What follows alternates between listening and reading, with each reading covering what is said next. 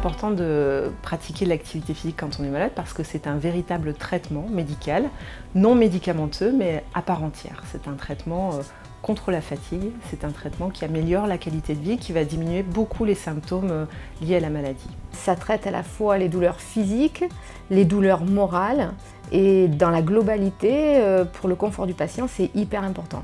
On a beaucoup d'études depuis longtemps, l'Organisation mondiale de la santé nous a bien expliqué à quel point l'activité physique était essentielle en fait physiologiquement pour nous, pour tout le monde. Et particulièrement quand on est malade, on sait qu'on a besoin de maintenir une activité physique. Les médicaments que les patients prennent dans la LMC ont des effets secondaires. On peut arriver à minimiser ces effets par l'intermédiaire du sport. Ça va permettre aussi aux patients de rentrer dans une habitude de vie différente peut-être de celle qu'il a jusqu'à maintenant et d'être mieux. Quand on va pratiquer de l'activité physique, ce qu'on va faire, c'est qu'on va stimuler la sécrétion d'une centaine de facteurs qui sortent des muscles. En fait, il faut imaginer que nos muscles, c'est comme le plus gros organe sécréteur de notre corps, au même titre que le foie ou la thyroïde. La grande différence avec le foie et la thyroïde, c'est que si on ne contracte pas les muscles, ils ne vont pas sécréter ce qu'ils doivent. C'est pour ça qu'on a vraiment besoin de ces 30 minutes par jour. C'est notre dose en fait de myokine et de tas de facteurs qui vont permettre de réguler à la fois le système immunitaire, mais aussi le système neurologique, périphérique et central, le système endocrinien, la réserve de graisse et la gestion des sucres. On a vraiment beaucoup d'impact de ces facteurs-là qui sont issus des muscles.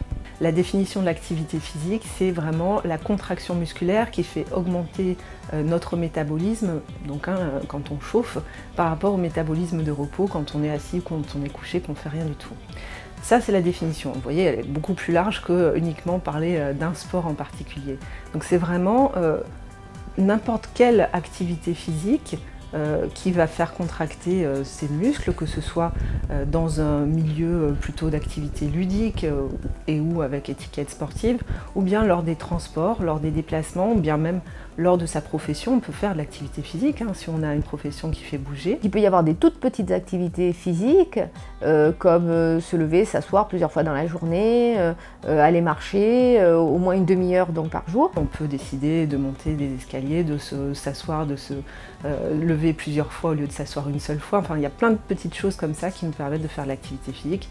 Aller sortir le chien 3 fois par jour, c'est de l'activité physique par exemple. Et ça peut être aussi des activités physiques plus importantes. Je me fixe sur la LMC. Il y a souvent des douleurs articulaires, donc il faut travailler sur ce plan-là. Donc faire fonctionner les articulations. Donc par exemple, avoir une activité sportive pour les patients porteurs de la LMC en piscine, c'est idéal. On sait que toute activité sportive à haut niveau, et en particulier, je vais prendre l'exemple du marathon pour avoir un exemple, on va au-delà d'une certaine possibilité physiologique de son corps. On arrive à aller au-delà parce qu'il y a un entraînement, mais le corps souffre. Donc là, quand on se soigne, quand on a une pathologie cancéreuse comme la LMC, le corps a besoin quand même d'une certaine énergie pour lutter contre la pathologie. Donc ce sportif-là pourra continuer à faire du sport, mais pas à haut niveau pendant le laps de temps de son traitement. La loi de l'activité physique sur ordonnance, qui est une loi française qui est passée lors de la dernière rénovation de la loi de santé en 2016 avec un décret d'application qui l'a fait rentrer en vigueur dès le 1er mars 2017. Donc aujourd'hui, le cadre de la loi, c'est tout médecin traitant, qui peut ne pas être un généraliste d'ailleurs, tout médecin traitant peut prescrire de l'activité physique adaptée à un patient à partir du moment où il est en affection longue durée. Donc cette prescription, elle est adaptée à leur état physique, à leur goût. Nous établissons cette ordonnance et après nous orientons le patient vers un professionnel qui pourra exercer, donc il pourra lui prodiguer cette activité physique en lui expliquant ce qu'il peut faire, en lui montrant les mouvements. Il travaillera peut-être en groupe ou de façon individuelle suivant la personne qui va le prendre en charge. Par qui ça peut être encadré, cette activité physique sur ordonnance. Ça peut être encadré par plusieurs types de personnes qui sont définies dans la loi. Il y a des ergothérapeutes, psychomotriciens, kinésithérapeutes, mais il y a aussi des personnes qui sortent de faculté STAPS APAS, donc faculté de sciences du sport, version sport santé. Il y a des titulaires de diplômes divers, enfin, qui vont entrer dans un décret, je pense à venir pour les préciser, qui sont diplômés d'État avec par exemple un BPGEPS ou d'autres types de diplômes, et donc spécifiquement en capacité d'encadrer des patients.